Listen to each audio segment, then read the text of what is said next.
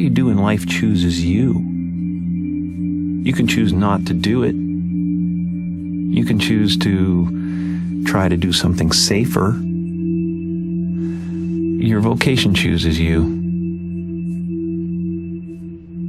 When I really started painting a lot, I had become so obsessed that there was nowhere to move in my home. Paintings were everywhere.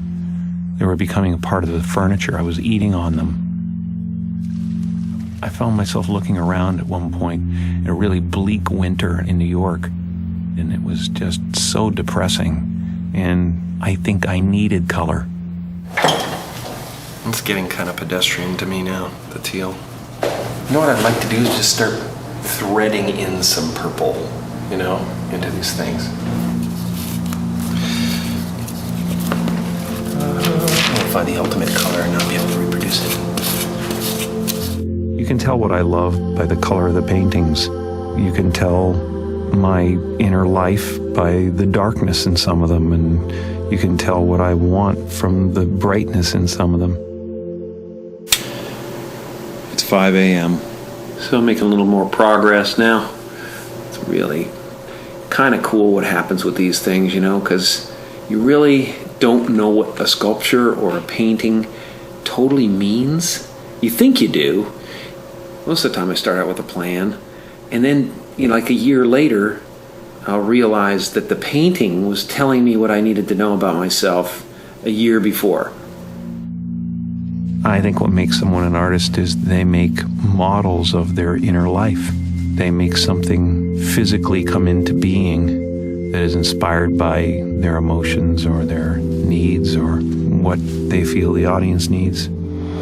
Like the independence of it, the love, freedom of it. No one else tells you what you can or can't do most of the time. And there's an immediacy to it. Art has to be service, it's like you're servicing your subconscious, and at the same time you're doing something that someone's going to relate to, hopefully. When I was a kid, I spent half my time in the living room performing for people. I spent the other half the time in my bedroom by myself, writing poetry and sketching. I was not the type of kid you could say, as a punishment, go to your room, because my room was heaven to me. My isolation was welcome. People that are different have a shot at being original. They got motivation too. They got motivation. I sketched all the time, but I didn't do a lot of painting. Suddenly, 6 years ago, at a time when I was trying to heal a broken heart, I decided, well, maybe I'll paint. When your heart is in love, you're floating, weightless. But when you lose that love, you have to re-enter the atmosphere. And it can get pretty rough. You're just bouncing off one molecule and onto the next, ripping through them at such a pace that they just ignite and explode. Until you find another heart that's doing the same thing, has landed and cooled, and then you start to float again. The energy that surrounds Jesus is electric. I don't know if Jesus is real. I don't know if he lived. I don't know what he means, but the paintings of Jesus are really my desire to convey Christ consciousness.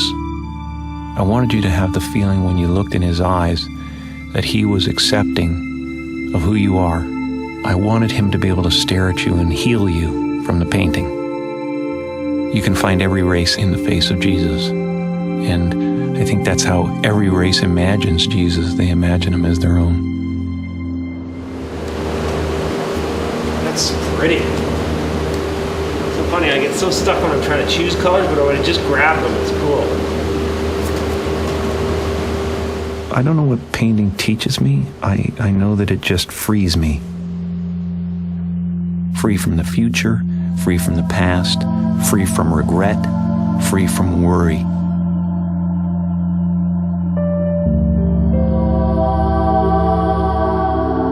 Something inside you is always telling a story.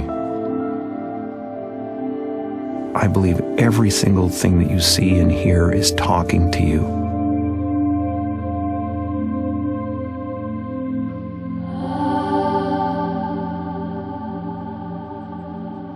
You know, the bottom line with all of this, whether it's performance or it's art or it's sculpture, is love. We want to show ourselves and have that be accepted. I love being alive, and the art is the evidence of that.